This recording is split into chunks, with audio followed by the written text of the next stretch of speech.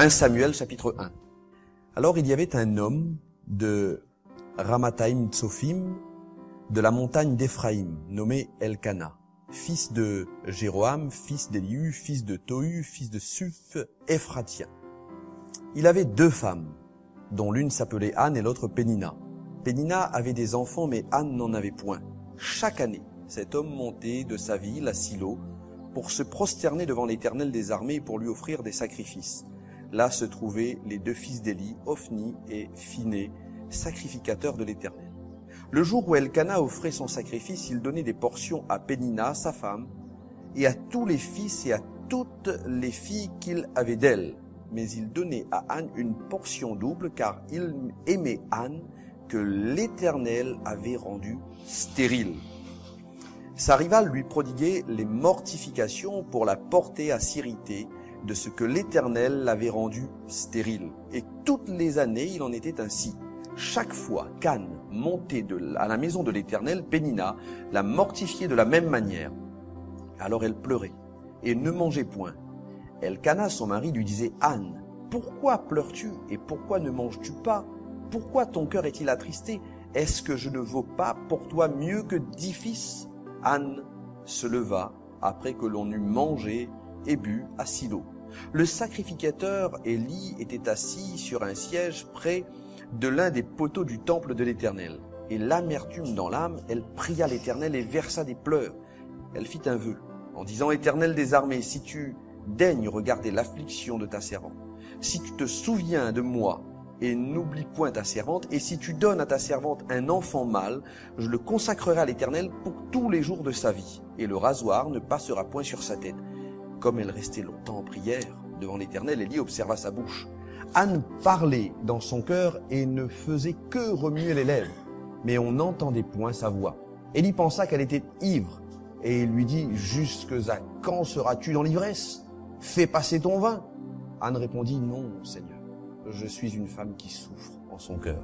Et une femme qui souffre en son cœur, et je n'ai bu ni vin, ni boisson enivrante. Mais je répandais mon âme devant l'Éternel. Ne prends pas ta servante pour une femme pervertie, car c'est l'excès de ma douleur et de mon chagrin qui m'a fait parler jusqu'à présent. Élie reprit la parole et dit, va en paix, et que le Dieu d'Israël exauce la prière que tu lui as adressée. Elle dit que ta servante trouve grâce à tes yeux. Et cette femme s'en alla. Elle mangea, et son visage ne fut plus le même. Ils se levèrent de bon matin, et après s'être prosternés devant l'Éternel, ils s'en retournèrent et revinrent dans la maison à Rama. Elkana connut Anne sa femme, et l'Éternel se souvint d'elle. Dans le cours de l'année, Anne devint enceinte et enfanta un fils qu'elle nomma Samuel, car dit-elle, je l'ai demandé à l'Éternel. Amen. La lecture est un peu longue, vous m'en excuserez. Mais il est important pour nous de poser les bases qui servent à la fois aussi d'introduction à cette lecture. Le cas de cette femme, Anne, permet à chacun d'entre nous de réaliser ce soir et d'évoquer toutes les situations de souffrance parfois cachées et qui pourtant existent réellement. Il y a celles que l'on cache, celles qui sont secrètes, celles qui ne peuvent être partagées, celles qui sont silencieuses, celles qui sont muettes, et parfois même les gens proches de nous ne le savent pas. On ne peut pas le dire à son époux, à son épouse, on ne peut pas le dire à nos amis, on ne peut pas se confier en personne. Et il est impossible d'évoquer ici tous les cas de souffrance et leurs causes. La Bible les présente depuis celles qui sont explicables jusqu'à celles qui ne le sont pas, et qui demeure parfois comme un mystère pour nous. Des souffrances que l'on subit, des souffrances également qui sont en nous parce qu'on a fait subir à d'autres personnes certaines choses. Et c'est pour nous également une souffrance. Des souffrances qui parfois nous éduquent. Ça arrive.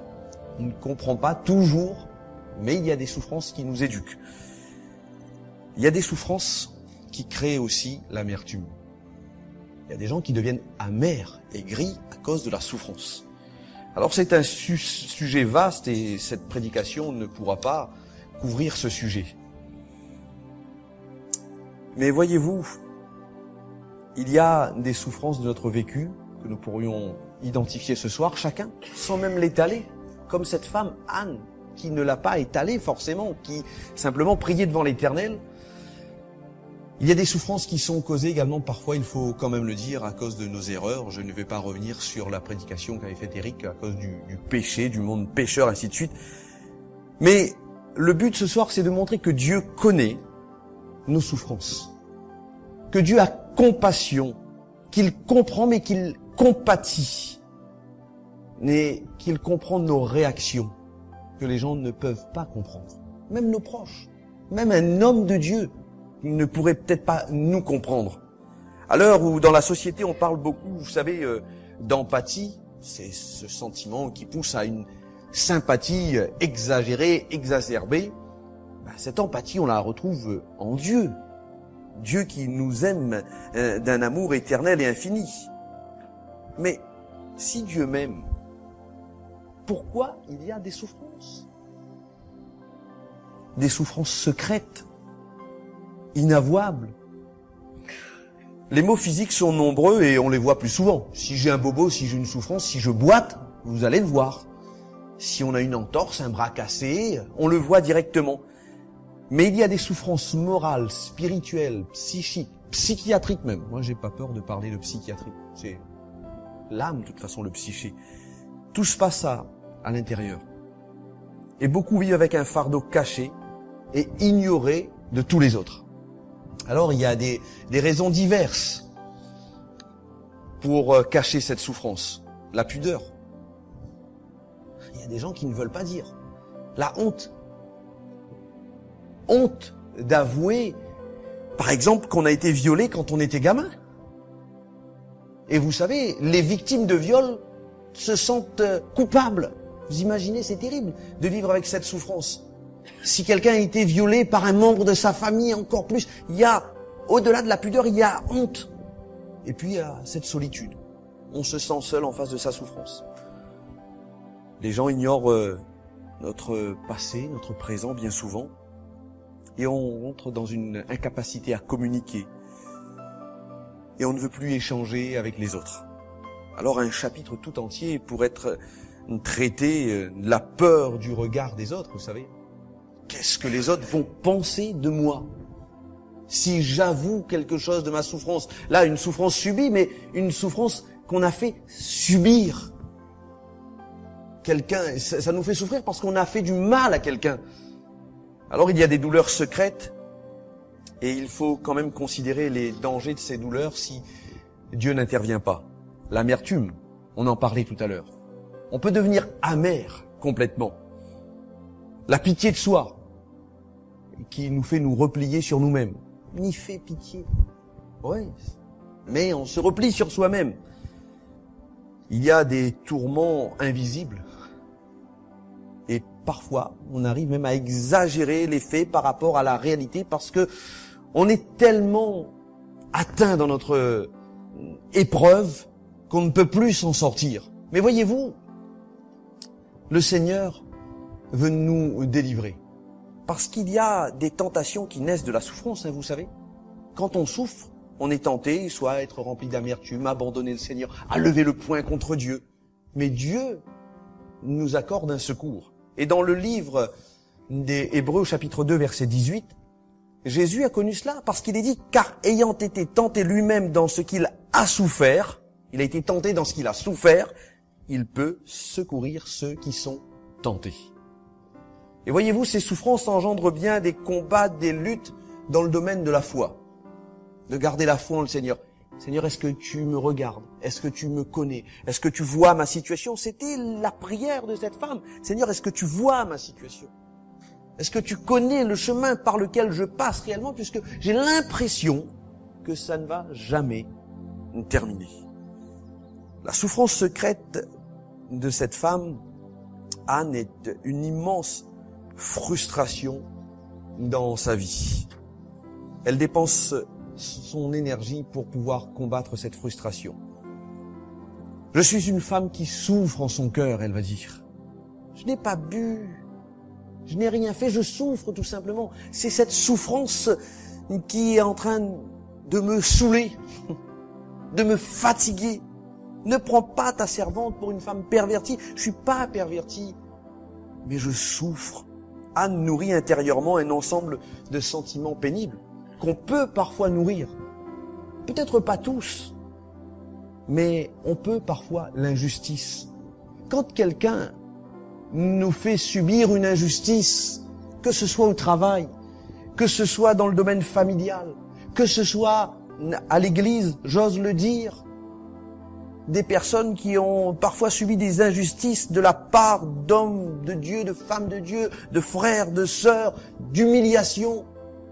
Je n'accuse personne, frères et sœurs, mais ces choses existent. Combien de personnes viennent nous voir en disant, dans tel, j'ai été spolié, j'ai été humilié, j'ai subi une injustice. Anne nourrit une impuissance totale par rapport à cette situation, et puis une stérilité. Pas seulement physique, mais elle est en train de devenir stérile. Elle sèche à l'intérieur. C'est terrible quand on en arrive à cette situation. Et elle fait un pèlerinage annuel. Pourquoi pas? Mais au lieu de soulager sa souffrance, ce pèlerinage augmente sa souffrance. Parce que tous les ans, elle souffre encore plus. Et là, il y a un homme de Dieu et il se méprend totalement. Il se trompe. Vous savez, c'est un homme de Dieu. Il y a d'abord homme qui peut se tromper. Vous comme moi, on n'a pas la science infuse. On ne connaît pas tout. On ne sait pas tout. On ne comprend pas tout. Il y a des choses qu'on ne voit pas et il n'a pas vu. Anne parle en son cœur et Élie dit encore une femme qui est sourde. Et parfois on peut se tromper. Quand quelqu'un vient vers nous et cette personne pourrait exprimer sa colère, Anne n'exprime pas cette colère, cette frustration de façon violente, mais elle l'aurait pu peut-être en s'énervant. Mais nous ne connaissons pas les gens. Vous ne me connaissez pas personnellement, mes frères et sœurs, ce qui se passe en mon cœur réellement. Comme je ne connais personne réellement. Seul Dieu connaît, et seul Dieu sonde nos cœurs et nos reins. Et cette frustration illustre les frustrations que nous pouvons subir, vous et moi. Et cette guérison intérieure lui sera communiquée par la naissance d'un fils, Samuel. Et cette guérison intérieure nous est communiquée également par un fils, le Fils de Dieu, Jésus-Christ. Amen. Et il n'y a que la venue de Jésus, le Fils de Dieu, qui puisse vraiment nous combler et nous satisfaire. Vous savez, le monde n'arrivera jamais à nous satisfaire, jamais à nous désaltérer. Il y a une soif en l'homme inaltérable, inextinguible. C'est encore plus fort. On ne peut pas, une soif qu'on ne peut éteindre, une soif spirituelle. Seul Christ peut éteindre cette soif. Seul en Christ, on peut trouver toute notre satisfaction. Vous connaissez ce chanteur des Rolling Stones, je le cite parfois, qui chantait ceci, Mick Jagger, qui chantait I Can Get No Satisfaction. N'a jamais trouvé la satisfaction. Et pourtant, il aurait pu. Il avait tout ce qu'il voulait. Il avait de l'argent, il avait l'amour, la gloire, pas la beauté.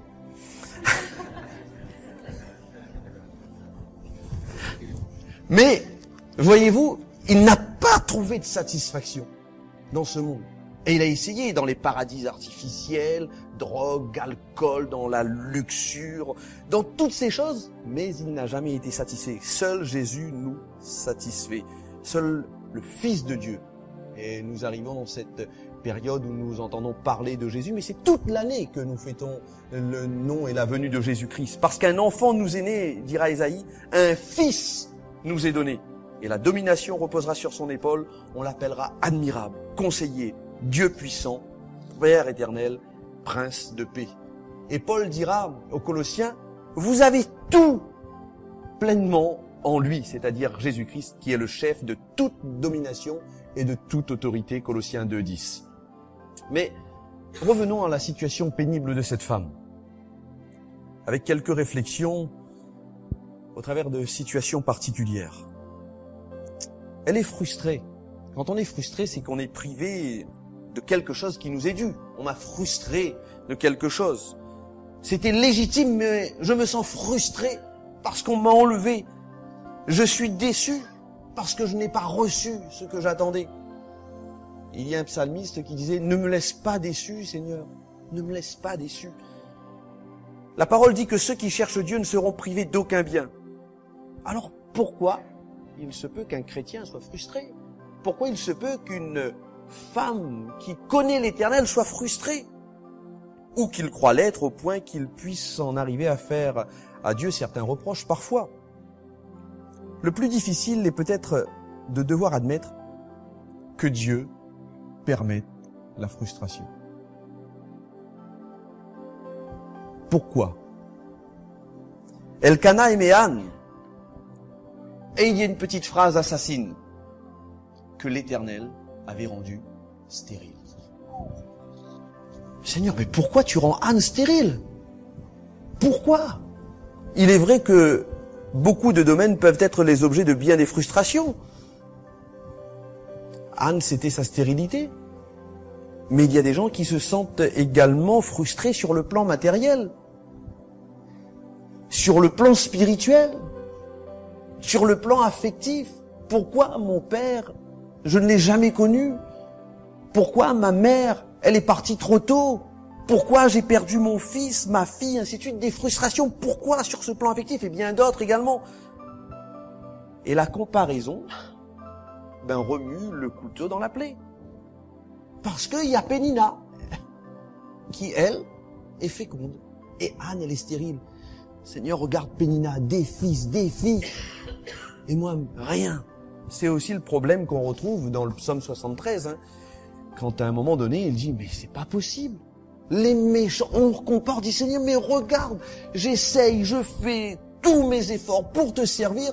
Et je vois le méchant qui réussit. Et voilà, tranquille dans ses affaires. Il magouille, moi je fais mes factures, ma TVA, je la dépose et ainsi de suite. Tout. Et je me sens encore frustré. Il est difficile, voire impossible, de ne pas voir ce qui arrive aux autres.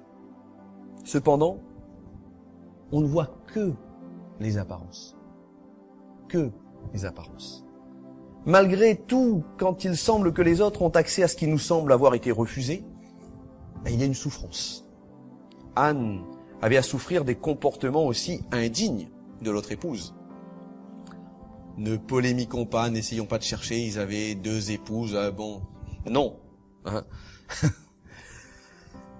Il avait 2 femmes, dont l'une s'appelait Anne et l'autre Pénina, et sa rivale lui prodiguait des mortifications. Elle était mortifiée. Elle la pinçait pas, Il n'y avait pas de baffe qui s'envolait, quoi que ce soit. Mais c'était des paroles blessantes.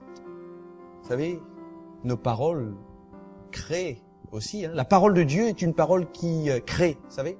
Dieu dit et la chose existe. Mais quelle que soit notre parole, si Jim dit quelque chose, sa parole va créer quelque chose dans le cœur de quelqu'un. Ma parole peut créer de la joie, du bonheur, mais ma parole peut créer aussi de l'amertume, de la colère. On commence à se battre pourquoi, d'après vous, généralement? On se bat en pensée? Il y a une parole. Une parole, mais on s'aime aussi parce qu'on voit. On entend. Et Pénina l'a mortifiée chaque fois. Et elle ne cessait de lui causer du chagrin pour qu'elle se révolte parce que l'Éternel l'avait rendue stérile. Alors, son mari dit, je vais trouver peut-être la solution. Qu'est-ce que je vais faire? Je vais donner plus à Anne. Je donne plus à Anne, mais c'est pas judicieux. Parce que Pénina dit, ah bon? Elle gagne plus? Moi encore, je vais lui donner plus aussi. Il y a une jalousie qui est créée. La jalousie, quand ça peut arriver dans les familles, on donne plus à un enfant, moins à l'autre. Et les enfants se sentent frustrés. Ma sœur est plus aimée, mon frère est plus aimé. Ah oui, parce que lui, il a réussi, ainsi de suite. Cette manière de faire du mari pouvait engendrer des frustrations chez Pénina également, qui explique peut-être l'attitude de Pénina. Je l'excuse pas, Pénina. Mais comprenons Pénina.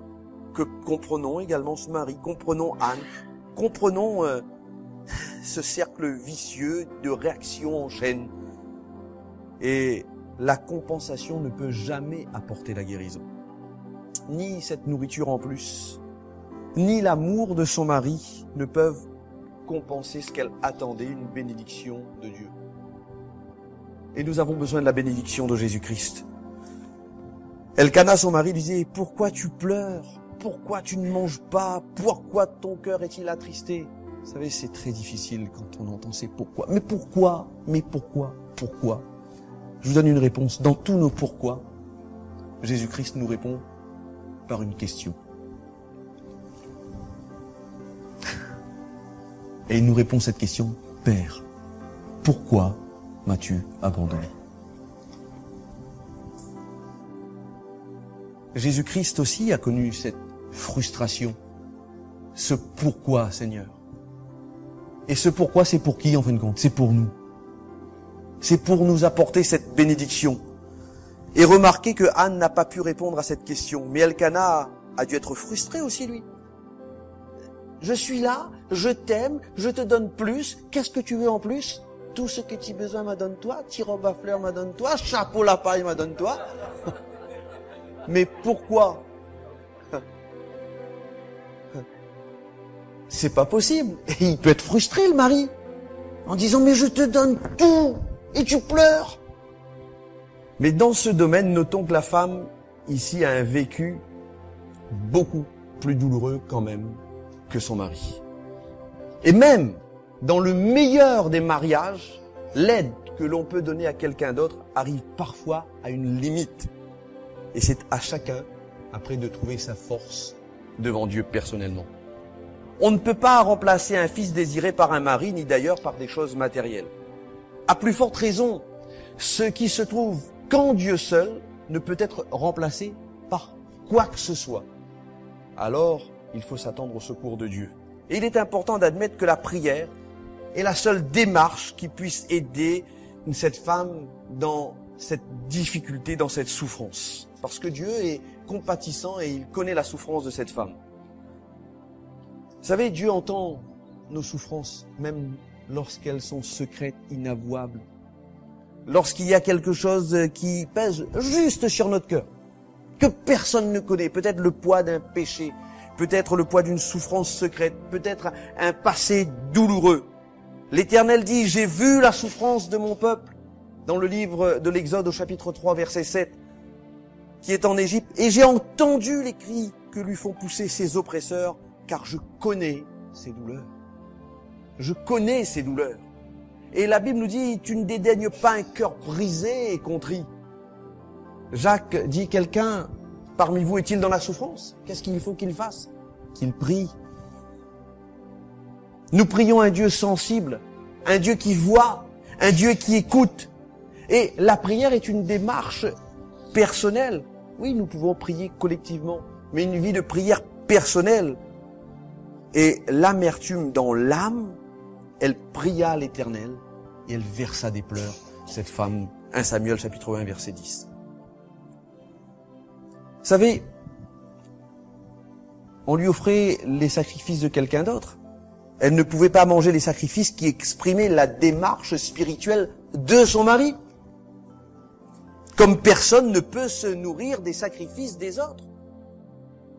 Je ne peux pas me nourrir de la prière de quelqu'un d'autre. Ah, ça m'aide, ça me soutient, ça m'aide, mais j'ai besoin de ma propre vie de prière. Je ne peux pas toujours manger chez le voisin. À un moment donné, il va me dire, fais que de dîner aussi.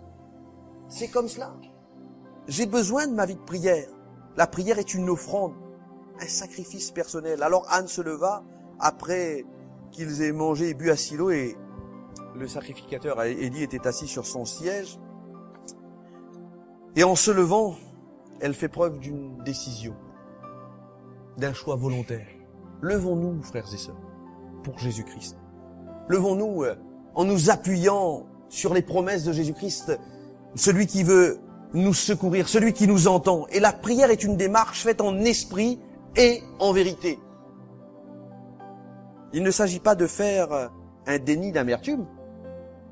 Le cœur dans l'amertume, elle prie Il ne s'agit pas pour nous de faire un déni des choses qui sont là, de ces souffrances. Je ne vais pas dire non, je vois pas, ainsi de suite. Non, Seigneur, je suis pas bien. Il y a une situation qui me pèse. Et les pleurs montrent que cette souffrance, elle est admise par Anne comme une réalité qui n'est pas refoulée, mais la prière comporte un engagement dans son intention de voir Dieu intervenir. Et elle prie, elle fait un vœu en disant, Éternel des armées, si tu daignes regarder l'affliction de ta servante, si tu te souviens de moi, et n'oublie point ta servante, et si tu donnes à ta servante un enfant mâle, je le consacrerai à l'Éternel pour tous les jours de sa vie. Il ne faut pas en déduire que cette prière était un marché conclu avec Dieu. Seigneur, si tu me donnes, je te donne. Non, c'est pas donnant. C'est même une prière qui est prophétique à l'égard de celui qui naîtra et qui sera Samuel, qui aura une vie formidable de serviteur de Dieu. Vous savez, comme Elkana, son père était un lévite, il était obligatoire que son fils le soit aussi. Il avait déjà cette perspective s'il avait un fils. Mais d'une manière générale, aucun parent ne peut décider de consacrer à Dieu ses enfants sans leur consentement. Nous amenons nos enfants à Dieu. Nous les présentons au Seigneur. Nous prions pour eux. Mais je peux pas dire, voilà, je vais consacrer mon enfant et il faut qu'il serve l'Éternel sans son consentement. Nous voyons aujourd'hui des gens qui consacrent leurs enfants, filles ou garçons, et les marmailles ont 8-9 ans, ils sont déclarés pasteurs. Pasteur, Dieu prophète, prie. On met une pression sur la tête du marmaille. Je ne sais pas, quand il aura 20 ans, s'il sera encore d'accord. Ils deviendront enfants de Dieu par leur choix et leur décision personnelle. C'est un choix. Il n'y a pas de filiation. Nous sommes enfants du roi parce que nous avons choisi et parce que Dieu nous a choisis. Et s'ils deviennent ensuite l'objet d'une vocation divine, merci Seigneur, merci Jésus. Mais nous ne voulons pas imposer à nos enfants nos choix. Il faut aussi que les parents comprennent leurs responsabilités en mettant un enfant au monde qui n'a rien demandé. Qui c'est ici qui a dit « je veux naître » ? Ni vous ni moi. Hein. On n'a pas demandé à naître. Hein. Même au point où parfois, puisqu'on parle d'amertume et de souffrance, je me suis dit, mais pourquoi je suis né, moi ? Pourquoi ? Alors il faudra élever nos enfants pour lui et non pas pour nous, en fonction de ce qu'on n'a pas fait, de ce qu'on n'a pas eu. Généralement, vous avez vu, on projette sur nos enfants nos échecs. Alors, moi, j'ai échoué là, j'ai pas été musicien, par exemple. Je veux que mon enfant soit le super pianiste, mais il aime pas ça. Alors, on l'oblige à jouer au piano, Moi, je connais quelqu'un qui a donné à sa fille des cours de piano pendant plus de 15 ans. Et au bout de 15 ans, eh ben, quand elle avait eu les cours et tout, elle a lâché tout. Elle dit, moi, je veux pas faire de piano, je veux rien faire, moi. Je vais être agricultrice. Enfin. S'il est vrai qu'il faut garder de produire des enfants battus, parce que nous avons peut-être souffert, il faut faire attention aussi de produire des enfants rois. Vous savez, si les enfants deviennent rois, c'est la chute de la nation, hein, c'est pas moi qui le dis. Hein. Et aujourd'hui, malheureusement, nous voyons les enfants devenir rois dans cette société. Il faut veiller à ne pas faire en sorte qu'ils deviennent des enfants jouets aussi, ou gadgets, qu'on peut faire ce qu'on veut avec. Et surtout, l'enfant n'est pas là pour résoudre les problèmes ou les carences de ses parents. C'est pour ça que Anne demande un enfant pour le consacrer à Dieu, mais c'est pas pour régler son problème peut-être de couple. Hein. Il y a des gens qui disent on aura un enfant, peut-être que ça va régler notre problème de couple. C'est faux. Complètement faux. C'est dans le couple que ça va pas. On rajoute un enfant, ça peut pas aller non plus. Alors Anne prie. Elle prie avec persévérance, et comme elle restait longtemps, il est dit dans 1 Samuel chapitre 1 verset 12, elle restait longtemps en prière devant l'Éternel, Élie observe sa parole. Parce qu'il y a une différence entre faire des prières et se tenir en prière. Elle se tient en prière. Anne est devant Dieu et elle s'y tient. Elle est en prière, elle se tient devant Dieu. Elle ne fait pas des prières. nous ne faisons pas des prières, nous ne faisons pas de veines redites. On se tient en prière. Une démarche de cœur. Anne parlait dans son cœur et ne faisait que remuer les lèvres. Alors Élie, lui, il avait réduit la prière à ses lèvres qui remuaient seulement. Il observe Anne, alors que Dieu regarde au cœur. Parfois nous observons les gens par l'aspect extérieur, mais Dieu regarde au cœur. La Bible nous dit, tu entends les vœux de ceux qui souffrent, ô Éternel, tu as fermi le cœur, tu prêtes l'oreille. Psaume 10, verset 17. Et la prière va aider Anne à réagir devant tous les comportements méchants. La prière nous aide, frères et sœurs. Les premières réactions de Pénina, ainsi de suite, qui l'aident, même si elle est mortifiée, ainsi de suite, mais elle va être également cassée. Alors qu'elle est déjà mortifiée, elle va être cassée par Élie, l'homme de Dieu. Il va dire, mais tu es dans l'ivresse, tu es sous l'arête, fais passer ton vin. Alors, peut-être, je pose la question, peut-être qu'Élie aussi exprime ici une douleur secrète. Parce qu'il avait un gros problème dans sa maison. Il avait 2 fils infects qui faisaient n'importe quoi, qui couchaient avec les prostituées dans le temple de l'Éternel. Vous imaginez? Il avait ce gros problème aussi, lui, Élie, et peut-être qu'il se disait, mais j'en ai assez, moi, il y a des prostituées dans la maison de l'Éternel, je peux rien, mes fils, j'arrive pas à faire en sorte qu'ils vivent correctement, et voilà encore, il y a quelqu'un qui vient cuver son vin. Non. Donc, il y a peut-être cette frustration dans le cœur de l'homme de Dieu. Et ça arrive aux hommes de Dieu d'avoir des frustrations. Mais si c'était le cas, il n'a pas agi comme il le fallait malgré tout. Parce que c'est pas parce que je souffre que je dois faire souffrir. C'est une équation parfois qu'on veut appliquer. Tu me fais souffrir, je te fais souffrir. Je souffre, tu vas souffrir avec moi. C'est peut-être ça, ou pas. Je pose la question. Et après avoir prié, Anne a trouvé toutes les ressources pour répondre dignement, respectueusement et calmement à Élie. Anne va répondre, non, mon Seigneur. On lui dit, tu cuves ton vin? Elle dit, non, mon Seigneur. Elle aurait pu lui dire, Élie, regarde chez toi. Regarde, va voir tes fils là. Je les vois, regarde, qu'est-ce qu'ils sont en train de faire? Non. Elle respecte cet homme. Non, Seigneur. Je suis une femme qui souffre. Elle expose sa situation. Ne prends pas ta servante pour une femme pervertie. Heureusement pour lui, Élie également, il a su changer d'attitude. Il comprend, là, maintenant.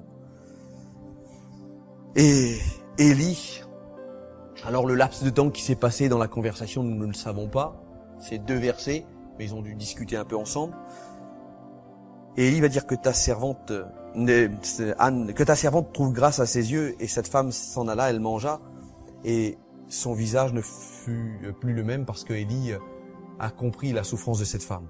Mais voyez-vous, avec cette action, avec cette attitude qu'elle a eue, Anne, avec cette vie de prière, avec cette consécration, avec cette prière fervente, avec cette prière honnête, avec son cœur sincère devant Dieu, Anne est venue toute triste.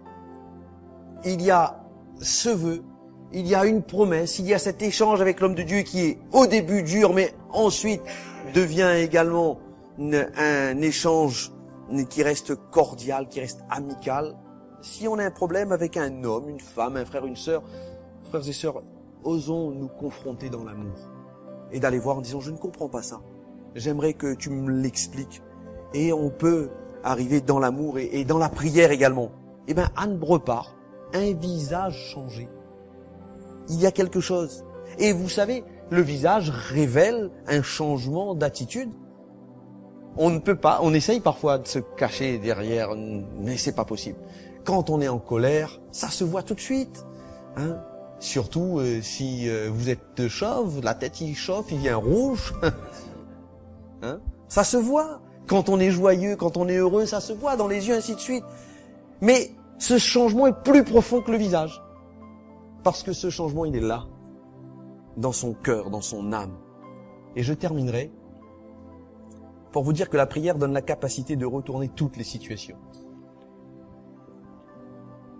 Ils se levèrent de bon matin et après s'être prosternés au verset 19 devant l'Éternel, ils s'en retournèrent et revinrent dans leur maison à Rama. Elkana connut Anne, c'est-à-dire Elkana va coucher avec sa femme, et l'Éternel se souvint d'elle. Si tu te souviens de moi, Seigneur, cette prière est l'Éternel qui exauce. L'Éternel se souvient. La prière donne la force également à Anne d'affronter les situations que parfois nous aimerions fuir. Parce que Anne aurait pu dire, t'es remonté, retourne la case. Il y a des gens qui veulent pas, parfois, entrer dans leur maison. Parce que c'est le mari violent qui les attend. C'est un conflit avec un enfant. C'est peut-être l'alcool à la maison, les disputes, les pleurs. Il y a des enfants qui ne veulent plus entrer dans leur maison parce que il y a cette souffrance intérieure. Il y a des parents, ainsi de suite, qui sont dans cette souffrance, dans cette douleur, ne plus affronter le quotidien. Il y en a de ceux qui se disent, mais comment aller au travail demain? C'est très difficile. Parce que c'est difficile avec mes collègues, c'est difficile avec mes employés, c'est difficile avec mes patrons, c'est difficile avec mes clients. Comment je vais faire? Je ne veux pas affronter le quotidien. Seigneur, donne-moi la force d'affronter le quotidien. C'est ce qu'elle a eu. Et souviens-toi de moi, Seigneur. Accorde-moi cette bénédiction. Et le couple retourne dans sa maison. Les choses n'ont pas changé, hein. Pénina encore là, hein. Et elle continue à mortifier cette pauvre Anne. Mais Anne avait fait dépendre son bonheur, non pas des circonstances extérieures, mais son bonheur dépendait de ce que Dieu a mis dans son cœur. Et vous le verrez avec moi, que Anne va remercier Dieu. Maintenant qu'elle a eu cette promesse, cette bénédiction, elle reste en paix. Et vous savez, la paix de Dieu habite dans nos cœurs, nous dit la parole de Dieu. Et il y a une version qui est beaucoup plus littérale, qui dit la paix de Dieu arbitre dans nos cœurs. Agit comme un arbitre. Il siffle pour ramener le calme. La paix de Dieu dont on a besoin. Et son bonheur ne dépend ni de son mari maintenant. Si elle l'aime, son mari. Mais son bonheur ne dépend pas de cette situation. Son bonheur ne dépend même pas de son fils qu'elle va avoir. Mais son bonheur repose uniquement sur l'Éternel, son Seigneur. Ce qui ne l'empêche pas cependant de continuer à d'aimer son époux, de prendre soin de son fils, et elle le fera. Parce que dans 1 Samuel, si vous avez la Bible ouverte, lisez avec moi. 1 Samuel chapitre 2, verset 1er. Elle continue à prier, vous avez remarqué, hein? Anne est une femme de prière. 1 Samuel chapitre 2, verset 1er. Anne pria et dit, « Mon cœur se réjouit en l'Éternel. » C'est différent, hein, des premiers versets. Mon cœur était dans l'amertume, maintenant mon cœur se réjouit en l'Éternel. Ma force a été relevée par l'Éternel, alors qu'elle se sentait impuissante. Ma bouche s'est ouverte contre mes ennemis, car je me réjouis de ton secours. Du secours de qui? De l'Éternel. Ces paroles sont les paroles d'une femme guérie. D'une femme qui a su pardonner et qui a su également s'appuyer sur l'Éternel. Amen.